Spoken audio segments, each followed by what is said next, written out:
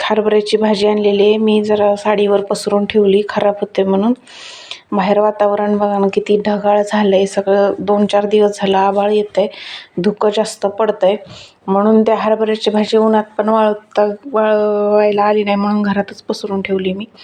आज नागदिवे आहेत, मग नागदिव्याच्या ह्याच्यासाठी हरभऱ्याची भाजीचा नैवेद्य असतो म्हणून मी त्याला अशी झटकून घेते. अशी झटकून घेतल्यानं त्याच्यात एखादी आळी वेळी असेल तर निघून पडते आणि वरवरची उचलून घ्यायची असते.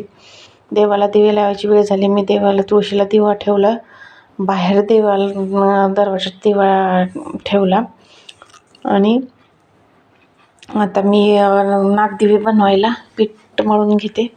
घट्टसर पीठ मळायचं आहे आपल्याला, थोडं थोडं पाणी टाकत. जास्त आपण जसं चपात्याला दररोज मळतो तसं नाही आपल्याला हे करायचं.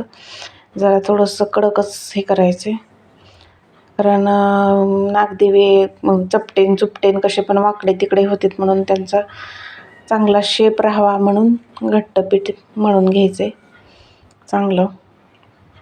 थोडंसंच पाण्याचा वापर करायचा आणि एक गोळा एका जागेवर जमवून मग तुम्ही थोडं थोडं घालून चांगलं मळून जरा चिकनं करून घ्या. हे असं थोडं थोडं पाणी घालत चुरत चांगलं सॉफ्ट डो बनवून घ्यायचा आहे.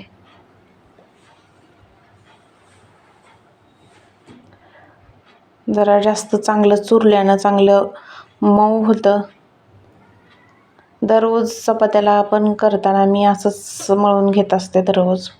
बस फक्त एवढं कडक पीठ नसतं. चांगलं आपलं बोट ठेवल्यावर त्याच्यावर दाबल्यावर थोडंसं आतमध्ये जावं असं आपल्याला पीठ मळून रेस्ट द्यायची. आणि ही जी भाजी आपण झटकून घेतली ती आता 2-3 पाण्यानं अशी धुवून घ्यायची. कढईत 2 चमचे तेल टाकून, मोहरी जिरं टाकून बारीक चिरलेला लसूण टाकायचं आहे आणि मग थोडासा लसूण लाल झाला की आपल्याला भाजी टाकायची त्याच्यात.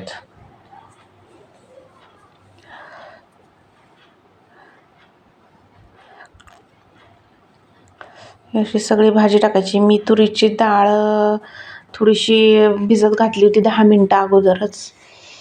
त्याला धुवून घेतली चांगली आणि मग ती पण टाकली थोडीशी, कारण भाजी एकत्रीची असते मग ती थोडीशीच होते. मग थोडी जास्त होण्यासाठी म्हणून मी त्याच्यात डाळ टाकते आणि चांगली लागते डाळ टाकली तर. मस्त असं परतून खालवर करून घ्यायचं आणि मग त्याला मीठ टाकून हलवून घ्यायचं एकदा आणि मग झाकण ठेवून आपल्याला जरा थोडी वाफ काढायची.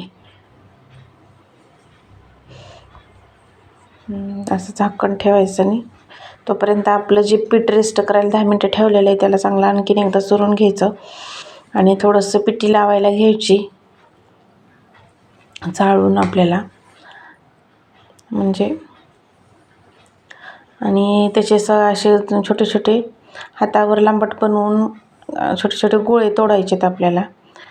जसं मोदकाला तोडतं त्याच्यापेक्षा थोडंसं मोठ्या आकाराचे गोळे तोडून घ्यायचेत, गोल करून घ्यायचेत. लंबुळक्या आकाराचे आपल्याला करून घ्यायचेत, सगळे तसेच गोळे करून घ्यायचे.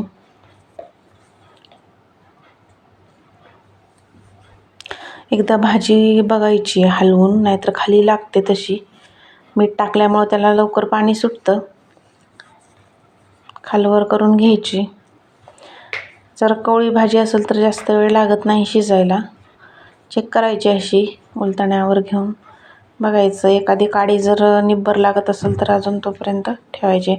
एक चाळणीला आपण तेल लावून घ्यायचं आहे, का तर आपण त्याच्यात नागदिवे उकडायला ठेवणार आहोत म्हणून त्याला तेल लावून ठेवते. तोपर्यंत भाजीला परतून घ्यायचं आणखीन एकदा. अजून एकदा चेक करायचं शिजली का नाही. नसेल शिजली तर तुम्ही आणखीन एकदा झाकण ठेवून 2-4 मिनिट ठेवा. तोपर्यंत असे नागदिवे करायला घ्यायचे.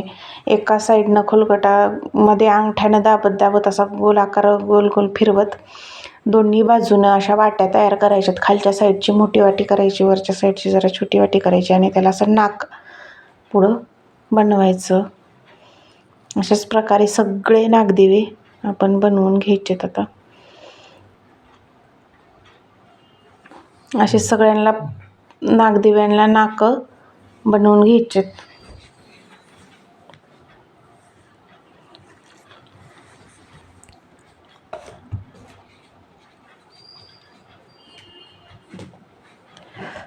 मी इकडं पाणी गरम करायला ठेवते, म्हणजे त्याच्यावर चाळणी ठेवून आपल्याला वाफवता येते. तोपर्यंत भाजी आता शिजलेली आहे. मी इथं कूट आणि लाल तिखट घेतलं आहे त्याच्यात टाकायला. भाजीतलं पाणी सगळं आटलं की आपण त्याच्यात कुटं ते टाकायचं. अशा प्रकारे भाजी मस्त बनते. बस साध्याच पद्धतीत.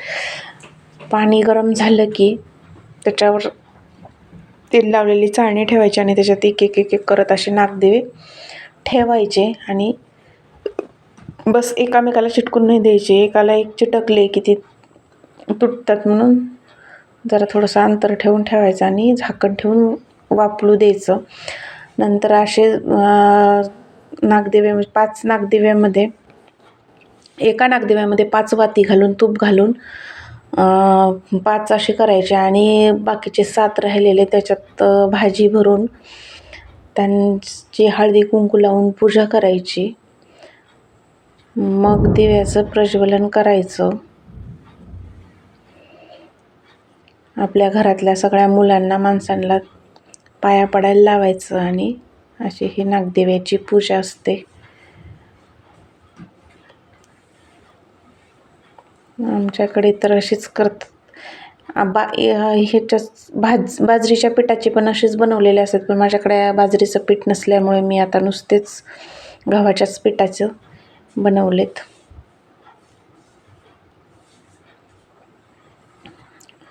तुमच्याकडे कसे नागदिवे बनवले जातात? मी असंच केलेले. देवघरात मुलांनी दर्शन घेतलंय. अशा प्रकारे नागदिवे आमचे झालेले आहेत.